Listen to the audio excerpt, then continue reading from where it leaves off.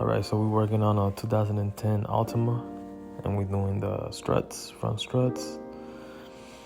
So we start off by taking off that bolt. That's like a 19 millimeter, I believe. I forgot, it's a 19 or a 21. You see, I'm holding one side with one of the vice grips. This right here is your stabilizer link.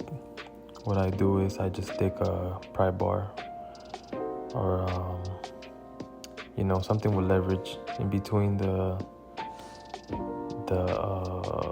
stabilizer bar and the frame, and you can lower it down and you can take it off after you take the nut off.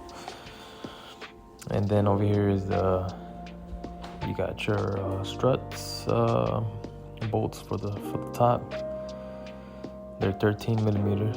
Take those off. And then after you take those off, it's gonna come off. It's real easy. She'll just come off. There's enough room. And then right here, you're gonna put in the new one.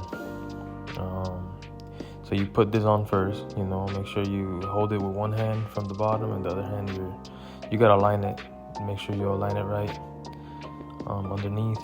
That way you don't have to start guessing where it goes. And then it's like a triangle. The pointy part goes facing the tire, and then that way you could get everything on track right away.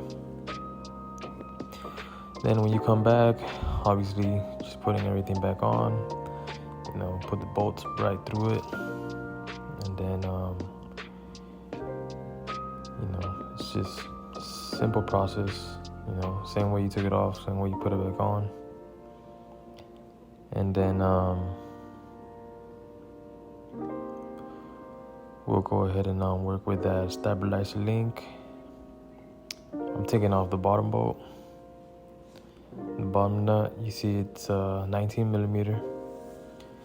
And you have to pry it up a little bit. On this car, it was loose already. It wasn't that hard. I didn't have to do, but I know there's some that are really, really hard to get. I had one time I had to use my blowtorch and cut the thing off because it wouldn't come off. How hard it was. And obviously you got to use some pliers or an open end wrench on one side, because they usually turn when you start loosening them up. So you take that off.